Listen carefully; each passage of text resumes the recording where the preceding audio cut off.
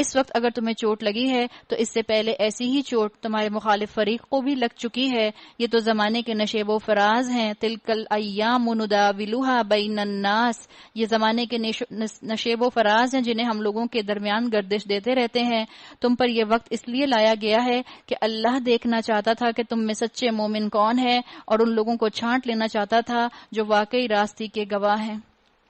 اللہ تعالیٰ نے یہاں پر واضح کر دیا کہ منافقین کو الگ کرنے کے لیے اللہ نے یہ آزمائش ڈالی، کیونکہ ظالم لوگ اللہ کو پسند نہیں، اور وہ اس آزمائش کے ذریعے سے مومنوں کو الٹ چھانٹ کر کافروں کی سرکوبی کر دینا چاہتا تھا. کیا تم نے یہ سمجھ رکھا ہے؟ ام حسبتم، وہی آیات دوبارہ مفہوم والی آ گئی.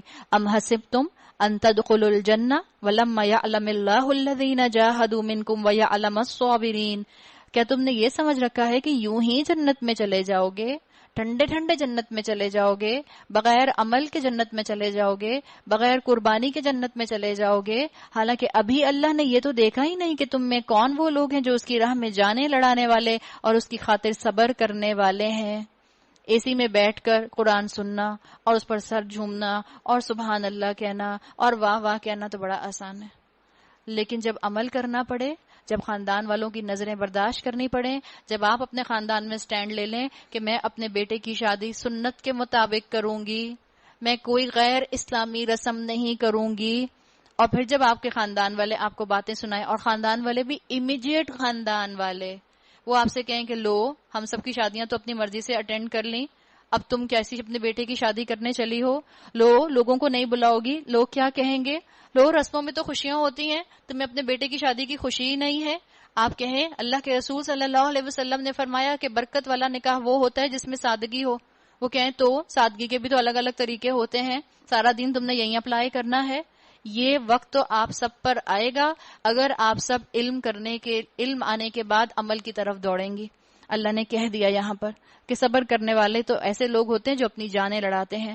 تم تو موت کی تمنائیں کر رہے تھے، مگر یہ اس وقت کی بات تھی جب موت تمہارے سامنے نہ آئی تھی. اب وہ تمہارے سامنے آ گئی اور تم نے اسے اپنی آنکھوں سے دیکھ لیا.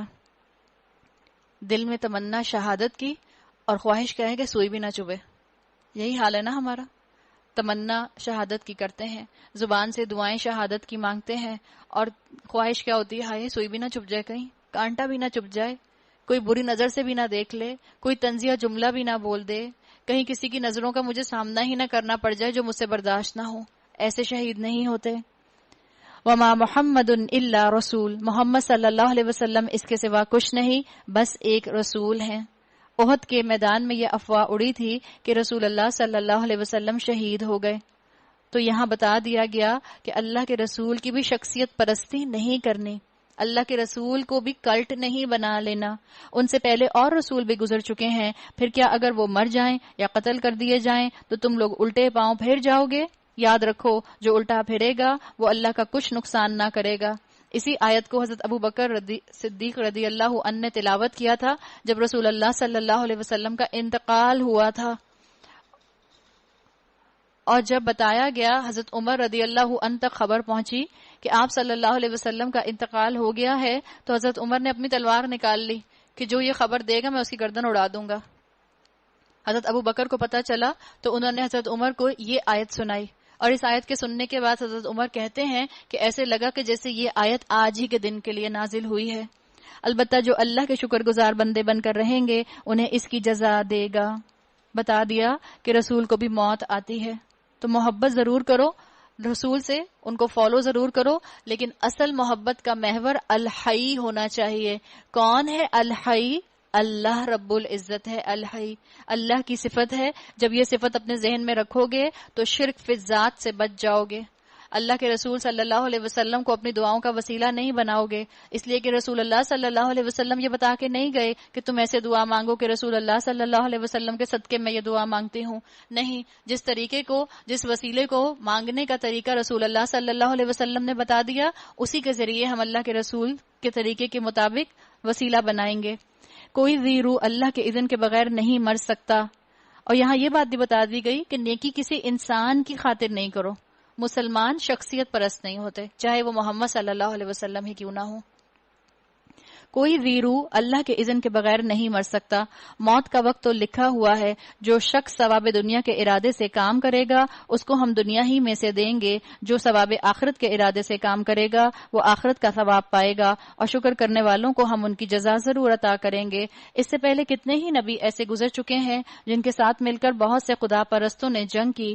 اللہ کی راہ میں جو مصیبتیں ان پر پڑیں ان سے وہ دل شکستہ نہیں ہوئے، انہوں نے کمزوری نہیں دکھائی، وہ باطل کے آگے سرنگوں نہیں ہوئے. ایسے ہی صابروں کو اللہ پسند کرتا ہے. اللہ تعالیٰ نے بتا دیا پریکٹیکل ڈیفیکلٹیز برداشت کرنی پڑیں گی اور اللہ کو یہی بہت پسند ہے. ان کی دعا بس یہ تھی. کیا دعا تھی؟ ربنا اغفر لنا ذنوبنا واسرافنا فی امرنا وثبت اقدامنا وانصرنا علی القوم الکافرین. اے ہمارے رب، ہماری غلطیوں اور کوتاہیوں سے درگزر فرما. رسول اللہ صلی اللہ علیہ وسلم کی اطاعت کی ترغیب، پھر جو اس اطاعت میں رکاوٹ چیز بنتی ہے اس کو روکا گیا. اور رسول کی اطاعت میں رکاوٹ بننے والی چیز ہے کفار کی باتوں میں آ جانا، کفار کے لائف سٹائل کو اپنانا شروع کر دینا. ہم سے بھی غلطی ہوتی ہے تو ہمیں بھی چاہیے کہ ہم اپنی غلطیوں پر اللہ سے معافی مانگ لیں. ہمارے کام میں تیرے حدود سے جو کچھ تجاوز ہو گیا ہے اللہ اسے معاف کر دے. ہمارے قدم جما دے اللہ، اور کافروں کے مقابلے میں ہماری مدد کر.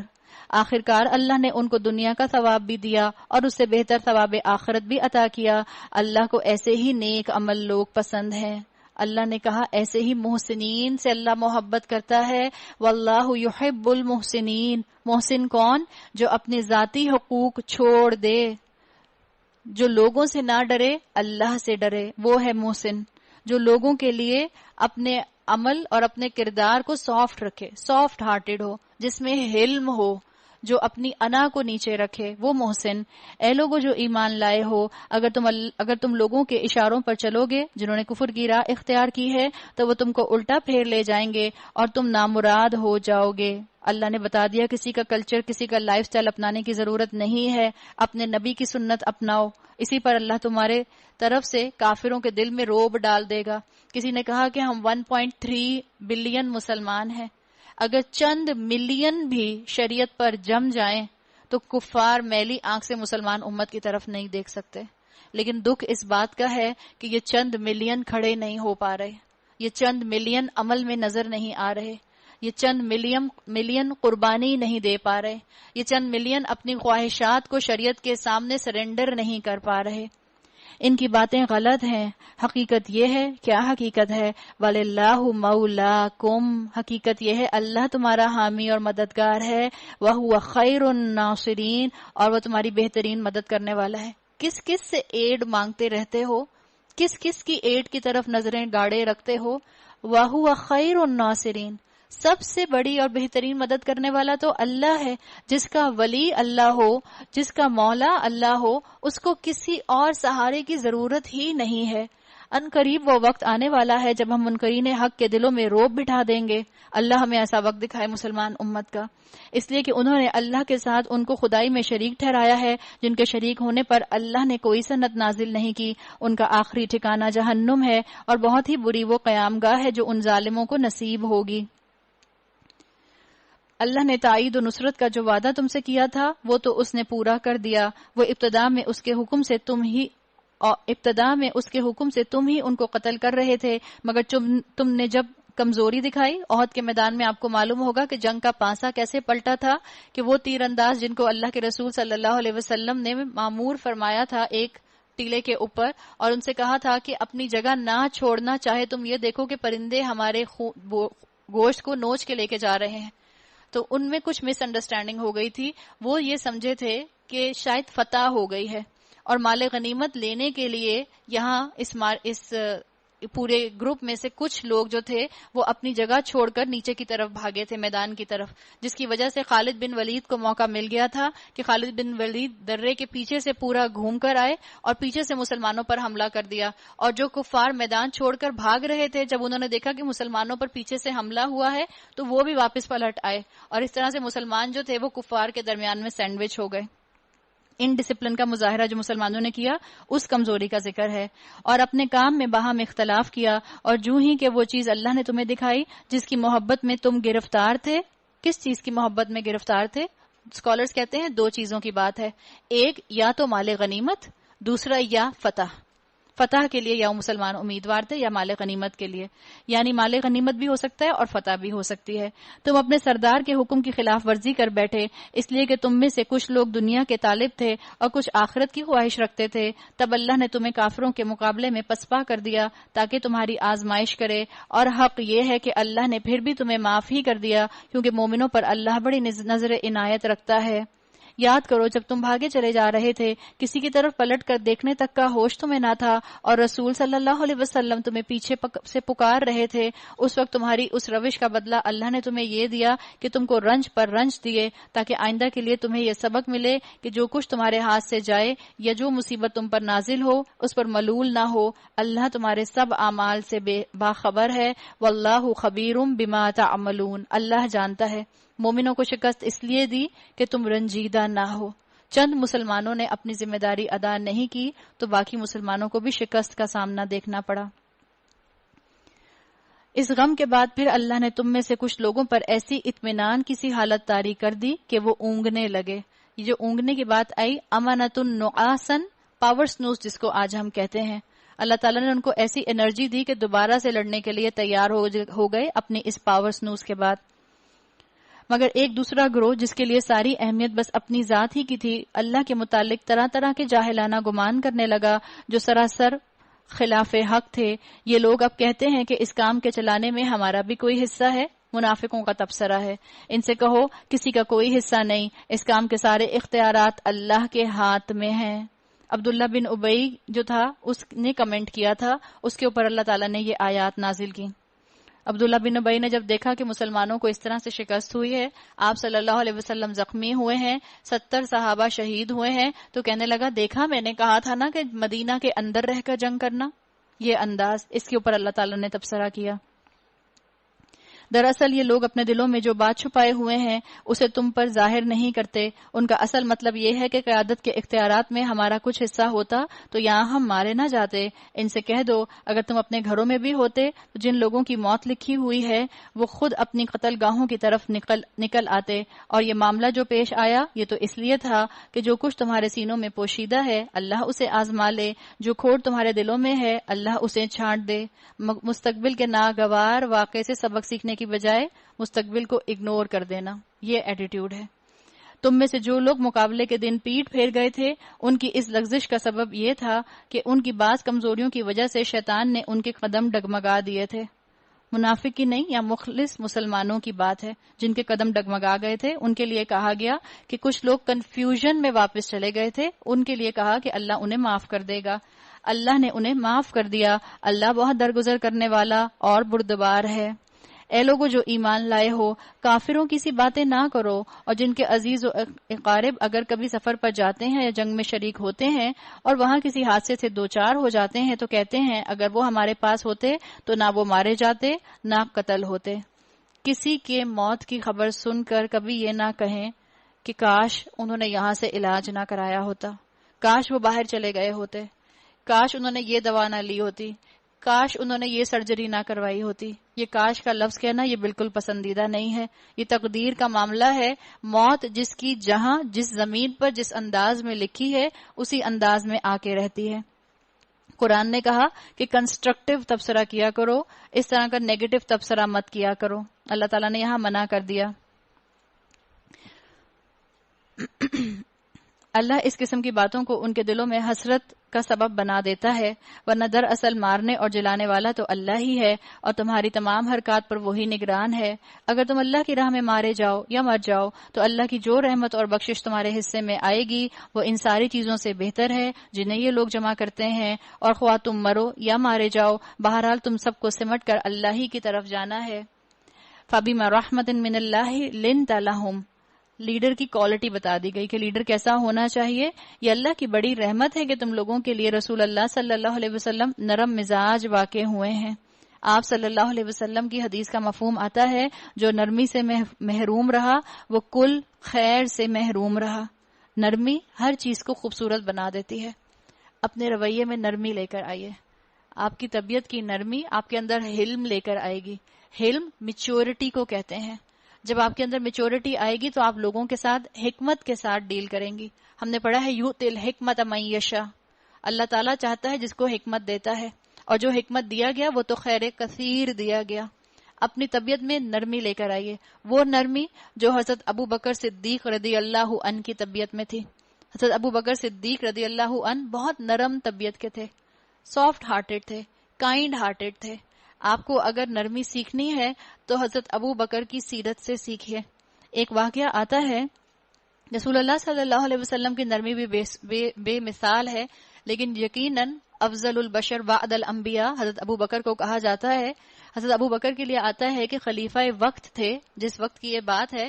ایک مرتبہ حضرت عمر نے غور کیا کہ چند دن سے وہ دیکھتے ہیں کہ روز صبح کی نماز کے بعد حضرت ابو بکر سپربز میں چلے جاتے ہیں، مدینے سے باہر چلے جاتے ہیں، اور پھر اس کے بعد کچھ دیر کے بعد واپس آتے ہیں.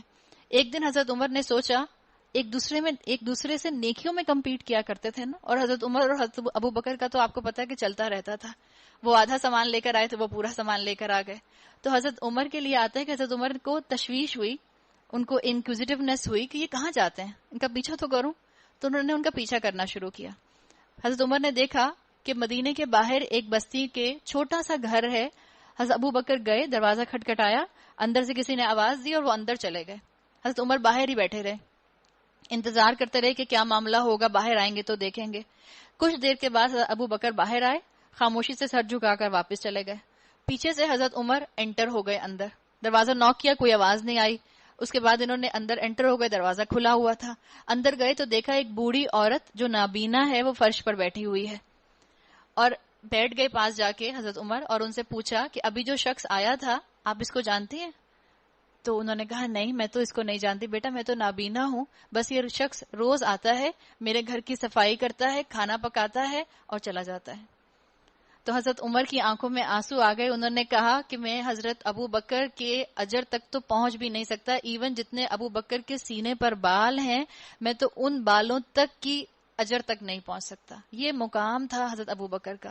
اللہ ہمارے اندر نرمی پیدا کرے. اپنے بچوں کے ساتھ نرمی، یہ کمبینیشن آپ کو اور مجھے لانے کی ضرورت ہے. اور نرمی کے ساتھ کس طرح ڈسپلن کرنا ہے اس کی ضرورت ہمیں انشاءاللہ اللہ تعالیٰ کی طرف سے خود سکھا دی جائے گی اگر ہم اللہ سے حکمت مانگیں گے. ورنہ اگر تم تنگ خو اور سنگ دل ہوتے تو یہ سب تمہارے گرد و پیش سے چھٹ جاتے.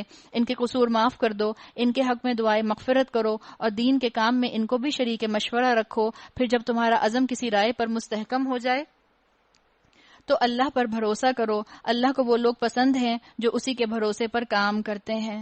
نتیجہ ایک دفعہ سامنے آ جائے، اب اسے اللہ کا فیصلہ سمجھ کر قبول کر لیں. اپنی طرف سے بھرپور کوشش کریں، اس کے بعد رزلٹ اللہ پر چھوڑ دیں.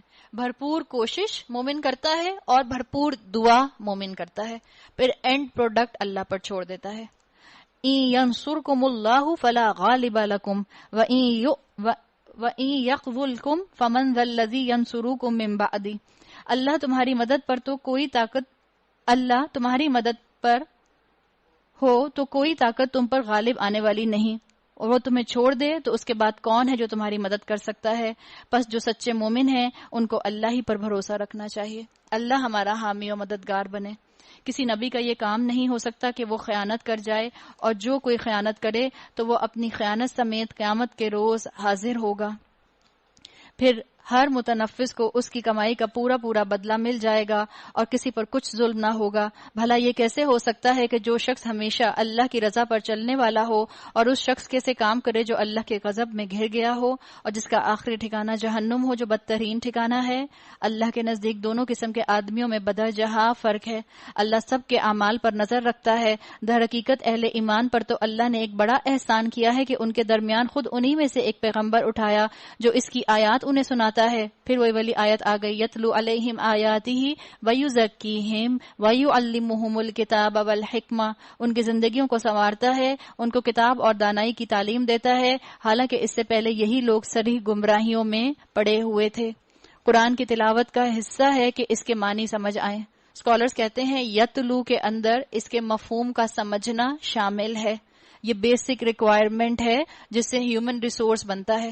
یہ وہ طریقہ ہے اس آیت کے اندر جو رسول اللہ صلی اللہ علیہ وسلم کی تربیت کرنے کی میتھڈالوجی ہے. جب جب دین کو دوبارہ سے اسٹیبلش کیا جائے گا، اسی نہج کے اوپر، اسی منہج کے اوپر لوگوں کی تربیت کی جائے گی، اسی طرح سے آپ کے طریقہ کار کو آگے پروموٹ کیا جائے گا۔ پھر جہاں تک تلفظ کی بات ہے، یتلو علیہم کی، قرآن کا تلفظ آپ صلی اللہ علیہ وسلم کا سکھایا ہوا ہے۔ روایات میں آتا ہے کہ کہا گیا کہ عربی لہجے میں قرآن پڑھو، تو اپنی زندگیوں میں ضرور وقت نکالیں۔ ہم پر فرض عین ہے کہ ہم سب صحیح طرح سے قرآن پڑھیں۔ اس کے لیے تجوید کا علم اللہ تعالیٰ نے ہمارے معاشرے میں بھیج دیا ہے اللہ کی رحمت سے۔ ایک وقت میں تجوید کے نام سے کوئی واقف نہیں تھا، اب جگہ جگہ تجوید کی کلاسز ہوتی ہیں۔ اللہ آپ سب کے وقت میں برکت ڈالے، ضرور نکلیے اور تجوید کا علم حاصل کیجیے۔ اور تمہارا یہ کیا حال ہے کہ جب تم پر مصیبت آ پڑی تو تم کہنے لگے یہ کہاں سے آئی، حالانکہ جنگ بدر میں اس سے دگنی مصیبت تمہارے ہاتھوں فریق مخالف پر پڑ چکی ہے۔ اے نبی صلی اللہ علیہ وسلم، آپ کو معلوم ہے نا جنگ بدر میں 70 کفار شہید ہوئے تھے، قتل ہوئے تھے، اور اس کے مقابلے میں احد کے اندر 70 مسلمان شہید ہوئے تھے، تو اللہ تعالیٰ نے برابر برابر کر دیا تھا۔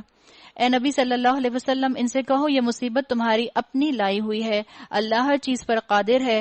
جو نقصان لڑائی کے دن تمہیں پہنچا وہ اللہ کے اذن سے تھا، اور اس لیے تھا کہ اللہ دیکھ لے کہ تم میں کون مومن ہے اور کون منافق۔ وہ منافق کہ جب ان سے کہا گیا آؤ اللہ کی راہ میں جنگ کرو یا کم از کم اپنے شہر کا ڈیفنس کرو، تو کہنے لگے اگر ہمیں علم ہوتا کہ آج جنگ ہوگی تو ہم ضرور تمہارے ساتھ چلتے۔ یہ بات جب وہ کہہ رہے تھے اس وقت ایمان کی نسبت وہ کفر سے زیادہ قریب تھے۔ اللہ تعالیٰ نے یہاں بتا دیا کہ منہوں سے تو کوئی بات کہتے ہیں، دلوں کے اندر کچھ اور ہی سوچ لے کر بیٹھے ہوتے ہیں۔ وہ اپنی زبانوں سے وہ باتیں کہتے ہیں جو ان کے دلوں میں نہیں ہوتی، جو کچھ وہ دلوں میں چھپاتے ہیں اللہ اسے خوب جانتا ہے۔ یہ وہی لوگ ہیں جو خود تو بیٹھے رہے اور ان کے بھائی بند لڑنے گئے اور مارے گئے، اور ان کے متعلق انہوں نے کہہ دیا کہ اگر وہ ہماری بات مان لیتے تو نہ مارے جاتے۔ ان سے کہو اگر تم اپنے اس قول میں سچے ہو تو خود تمہاری موت جب آئے تو اسے ٹال کر دکھا دینا۔ بیکار یوز لیس تبصرے مت کرو۔ مسلمان کنسٹرکٹیو باتیں کرنے والا ہوتا ہے۔ جو لوگ اللہ کی راہ میں قتل ہوئے ہیں انہیں مردہ نہ سمجھو۔ احد کے بعد کفار جو تھے یہ لوٹ گئے تھے، راستے میں انہیں واپس پلٹنے کا خیال آیا۔ رسول اللہ صلی اللہ علیہ وسلم کو معلوم ہوا تو اللہ کے رسول نے مسلمانوں سے پوچھا کہ کون ان کے ساتھ حملہ کرنے کے لیے جانے کو تیار ہے۔ زخمی صحابی تھے، دل شکستہ تھے، اپنے پیارے ان کے شہید ہو گئے تھے، لیکن پھر بھی روایات میں آتا ہے کہ 70 صحابہ زخمی ہونے کے باوجود رسول اللہ صلی اللہ علیہ وسلم کے ساتھ جانے کو تیار ہو گئے تھے۔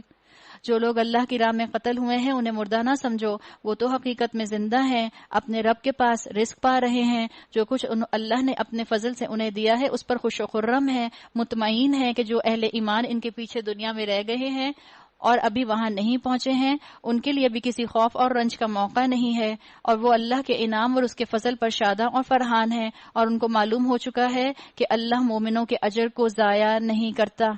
عام مومن مرتا ہے، ہم نے بات کی تھی، تو عالم برزخ میں اس کو رہنا ہوتا ہے، شہید سیدھا جنت پہ جاتا ہے۔ یہاں خون کا پہلا قطرہ زمین پر گرتا ہے اور وہاں شہید کو جنت میں پہنچا دیا جاتا ہے۔ ایسے مومنوں کے اجر کو جنہوں نے زخم کھانے کے بعد بھی اللہ اور رسول صلی اللہ علیہ وسلم کی پکار پر لبیک کہا، ان میں جو اشخاص نیکوکار اور پرہیزگار ہیں ان کے لیے بڑا اجر ہے۔ جن سے لوگوں نے کہا کہ تمہارے خلاف بڑی فوجیں جمع ہوئی ہیں، ان سے ڈرو۔ یہ سن کر ان کا ایمان اور بڑھ گیا، اور انہوں نے جواب دیا ایمان کیوں بڑھ گیا؟ ان کو تو ڈر لگنا چاہیے تھا کہ ان کے خلاف بڑی فوجیں تیار ہیں۔ کیا کہا انہوں نے؟ قالوا حسبنا اللہ، اللہ ہمارے لیے کافی ہے، ونعم الوکیل، اور وہی بہترین کارساز ہے۔ شکست کے بعد بھی مومن کی اسپرٹ نہیں ٹوٹتی، مومن پھر بھی اپنی اسٹرینتھ کے ساتھ قائم رہتا ہے، اس لیے کہ وہ جانتا ہے کہ جو آزمائش آتی ہے یہ اس کے ایمان کو نکھارنے کے لیے آتی ہے، فلارش کرنے کے لیے آتی ہے۔ جب آپ کسی مشکل میں ہوں یہ کلمہ پڑھیں، حسبنا اللہ ونعم الوکیل۔ آخر کار وہ اللہ تعالیٰ کی نعمت اور فضل کے ساتھ پلٹ آئے۔ ہم یہ فریز کب پڑھتے ہیں حسبنا اللہ ونعم الوکیل؟ جب میچ ہو رہا ہوتا ہے، اور جب پاکستان اور انڈیا کا میچ ہو رہا ہوتا ہے، اور ادھر سے پاکستان بالنگ کرا رہا ہوتا ہے، ادھر سے انڈیا بیٹنگ کر رہا ہوتا ہے، ہر بال کے اوپر ہماری زبان سے آواز نکلتی ہے حسبنا اللہ ونعم الوکیل۔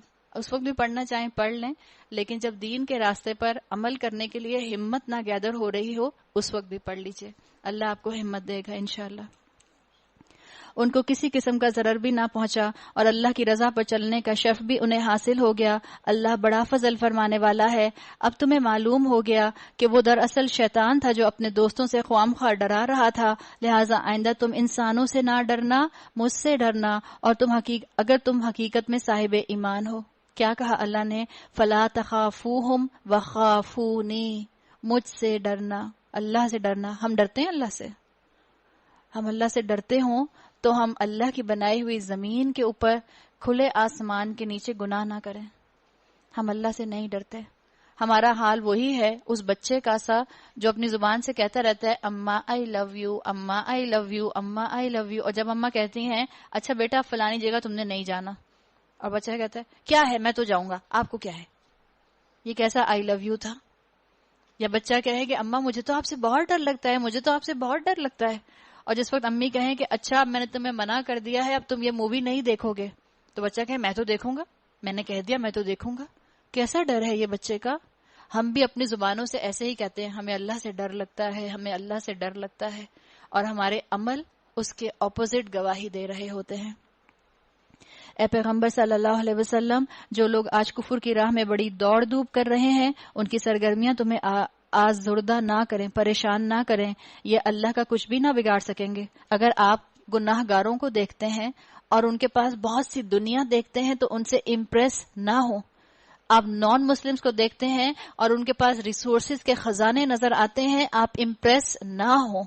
اللہ کی نافرمانی کے ساتھ کسی کے پاس کسی نعمت کو، دنیاوی نعمت کو دیکھیں تو اس کی تعریف مت کریں، اس لیے کہ کیا پتا وہی اللہ کی دی ہوئی نعمت اس کے جہنم میں جانے کا باعث بن جائے۔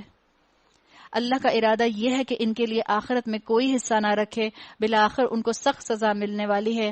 جو لوگ ایمان کو چھوڑ کر کفر کے خریدار بنے ہیں وہ یقیناً اللہ کا کوئی نقصان نہیں کر رہے، ان کے لیے دردناک سزا تیار ہے۔ یہ ڈھیل جو ہم انہیں دیے جاتے ہیں اس کا یہ کافر اپنے حق میں بہتری نہ سمجھیں۔ اگر میں گناہ کرتی ہوں اور آسمان سے کوئی کلہاڑی آ کر میری زبان کو چاپ نہیں کر دیتی، اگر میں گناہ کرتی ہوں، غیبت کرتی ہوں، جھوٹ بولتی ہوں اور آسمان سے مجھ پر بجلی نہیں گرتی، تو یاد رکھیں اللہ نے یہ بات کہہ دی کہ یہ ڈھیل ہے اللہ کی جو اللہ دے رہا ہے۔ ہم تو انہیں اس لیے ڈھیل دے رہے ہیں کہ یہ خوب بارے گناہ سمیٹ لیں، ڈریں اس وقت سے، پھر ان کے لیے سخت ذلیل کرنے والی سزا ہے۔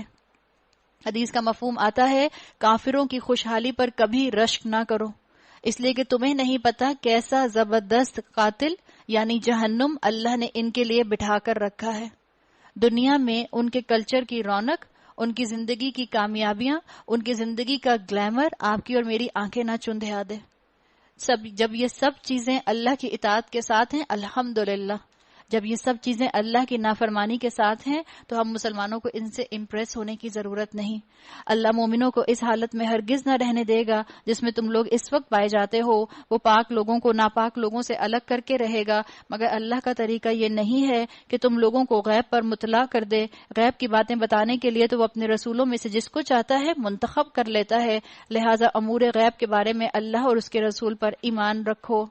وَإِن تُؤْمِنُوا وَتَتَّقُوا، اور اگر تم ایمان لاؤ اور تقوی اختیار کرو، فَلَكُمْ أَجْرٌ عَظِيمٌ، تو تم کو بڑا اجر ملے گا، تمہارے لیے بڑا اجر ہے۔ جن لوگوں کو اللہ نے اپنے فضل سے نوازا ہے، جب یہ اللہ تعالیٰ بات کرتے تھے نا یہ والی وَإِن تُؤْمِنُوا وَتَتَّقُوا فَلَكُمْ أَجْرٌ عَظِيمٌ، تو روایات میں آتا ہے منافقوں کو ایسی آیات بہت ناگوار لگتی تھیں، اس لیے کہ وہ دل سے اللہ کا خوف نہیں رکھتے تھے۔ جن لوگوں کو اللہ نے اپنے فضل سے نوازا ہے پھر وہ بخل سے کام لیتے ہیں، وہ اس خیال میں نہ رہیں کہ یہ بخیلی ان کے لیے اچھی ہے، نہیں، یہ ان کے حق میں نہایت بری ہے۔ جو کچھ وہ اپنی کنجوسی میں جمع کر رہے ہیں وہی قیامت کے روز ان کے گلے کا طوق بن جائے گا۔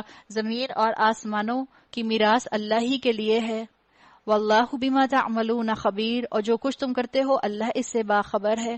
منافق جو ہوتے تھے وہ دولت کے پجاری ہوا کرتے تھے، ان کو انفاق کی آیات بھی اچھی نہیں لگا کرتی تھیں، اس لیے یہاں پر بتا دیا گیا، اور اللہ تعالیٰ نے یہاں بتا دیا، ان کی کوئی بات کا جواب نہیں دیا، سمپل یہ کہہ دیا کہ اللہ کے قبضے میں زمین اور آسمان کی میراث ہے۔ اسکالرز کہتے ہیں کہ بعض دفعہ انسان کی زبان درازی کا جو جواب ہوتا ہے وہ صرف خاموشی ہوتا ہے.